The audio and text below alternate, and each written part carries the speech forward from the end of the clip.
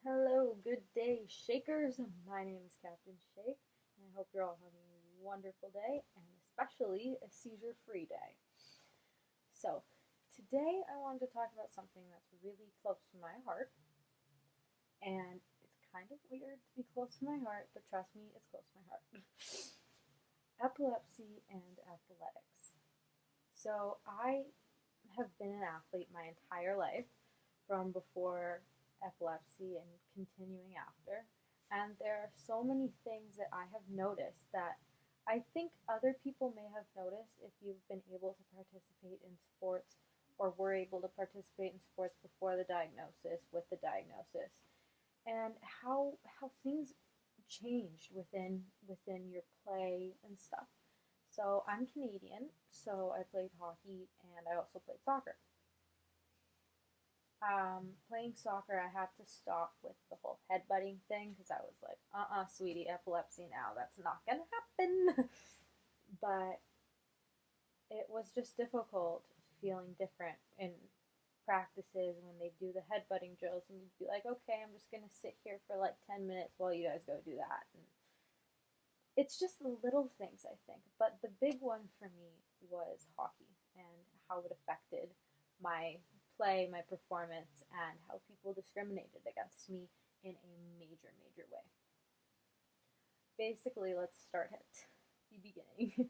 So I played since I was, oh gosh, how old was I? Like 5 years old. Uh, my dad played, so he was really good too. So I wanted to be just like him, the whole thing. So I played hockey and kept playing, and I started to get really good. And I started playing higher levels. And I ended up scoring 30 goals before Christmas one year. And it just kind of kept getting better and better. And I was the top scorer for my age in the city where I live. And that was a big, big deal to me, at least.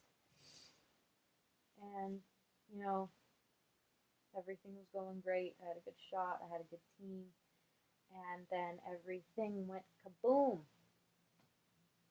And I got epilepsy and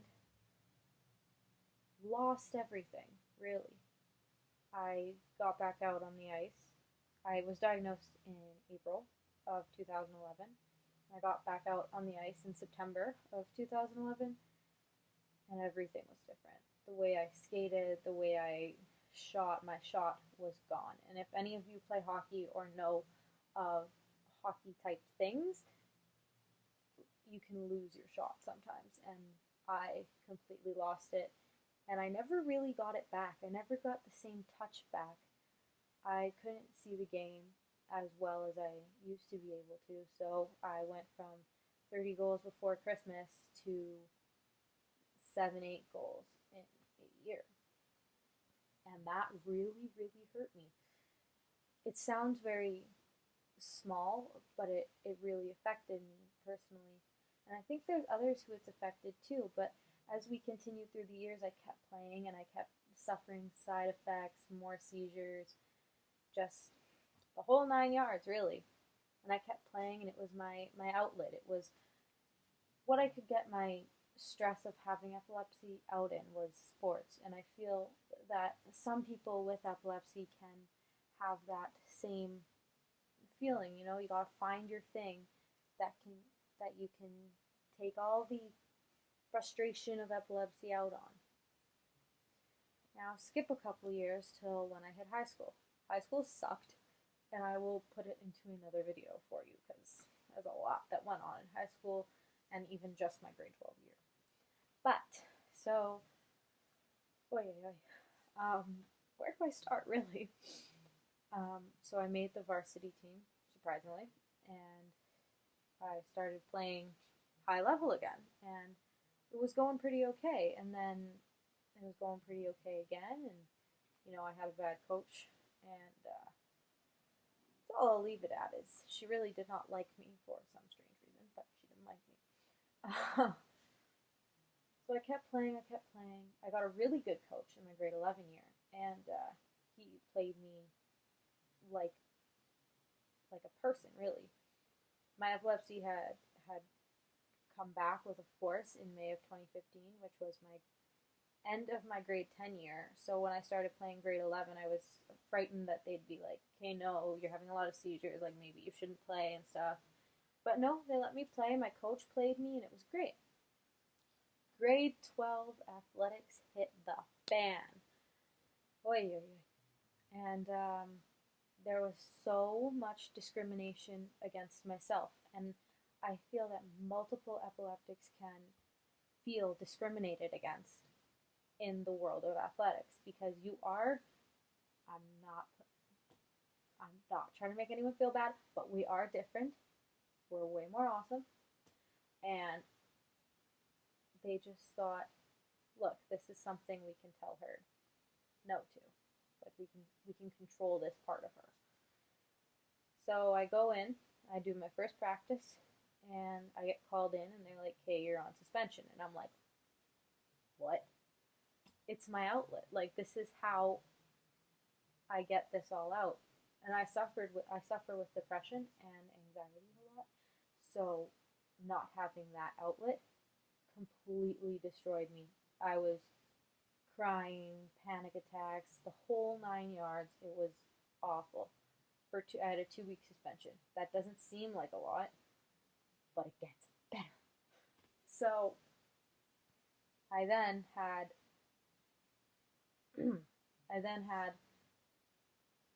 they forgot to put me on the roster. They didn't put me on the roster. I'm your veteran player, and you don't put me on the roster because I'm different. So thank you very much to the people who didn't put me on the roster. Then I couldn't play until December. They also didn't let me go on a tournament that I had planned for the entire team. So that was kind of them. But continuing with the whole main point of this, I then had a seizure on the ice, which was one of my worst seizures, and it was terrifying. Like, I knew something was up. I was playing way worse than usual, and it was just something was up, and I collapsed in center ice. You gotta get that stardom. But I collapsed in center ice, and I had the seizure, and I woke up, and all I saw was, like, the white of the ice and the boards, and it terrified me. Like, I have had an out-of-body experience before, so I thought I was, like, toast this time. I was like, okay, I've said goodbye to the world playing hockey, and it was terrifying. And then I went back to the room, and you have, like, no control of your body, so I was like, okay, tip. It took my mom, like, literally 20 minutes to get all my equipment off. It was it was actually quite funny if you think about, like, I was just like, okay, you can take my helmet off. Okay. No. And then when I got back to school, they were like, "Okay, you can't play on the team. You can't play your next game." And I was like, "Honey, no." And they called me off the ice. I was playing with some of my guy friends at a gym class, and one of the teachers called me off the ice, and he's like, "You can't be on the ice because there's no teacher here." And I'm like, "They're not gonna let me die." And they're like, "Well, you can't be on the ice." So they called me off the ice, and then they said, "You can't play." And I was like, "Excuse me?" So I acted so tough, even though I was, like, crying. Like, after I left talking to the teacher, bawling my eyes out. Bawling. I called my mom crying. But I had told him, I was like, I'm going to stand up for me because this is discrimination against people like me. So I said, I'm going to be playing, so you're going to see me dressed today. I'll be sitting on the bench. Play me or don't play me, but I'm going to be there. And he was totally shocked. He was like, what? So then my dad called the teacher, so furious. And I was like, yes, because I deserve to have that opportunity, because if you're not giving me that opportunity, it's literally discrimination. So to make this long video in short form, having epilepsy, it changes the way you play. and it changes how people look at you.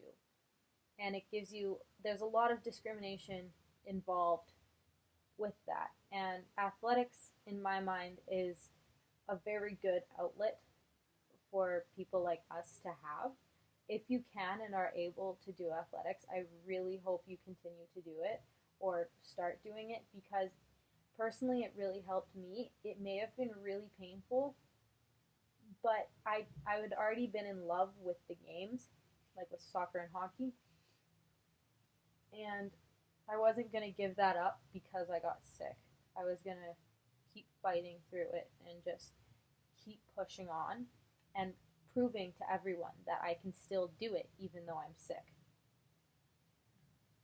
And I think that everyone should be given a fair opportunity in the world of athletics. And to have that taken away from me affected me a lot, and it gave me some more inspiration to do this channel and the Twitters and the Instagrams. And so basically, don't give up. Don't ever give up on your life in athletics. You can do whatever you want with this disease. If you're able to do it, do it. It really helps. Never give up, as I always say. And even if people discriminate against you, which I'm going to warn you ahead of time, they will. Just prove to them that you can do anything. Just prove them wrong. I'm very proud I did prove them wrong, and I think every one of us can prove them wrong. So, keep fighting, warriors. Always keep fighting. And I will be back soon with another video. But follow me on the Twitters and Instagrams at Captain_Chick. And I want to give a huge shout out and a really big I hope you feel better because I love you to the account of Epilepsy Positivity. She has a YouTube as well. But she relapsed today with having another seizure. Not today, but about a week ago. And I want to give her all the luck and the love and prayers in the world because she really helped me through some tough times. So, giving a huge shout out, send your prayers and love to her, please. And I will see you next time, whenever that next time is.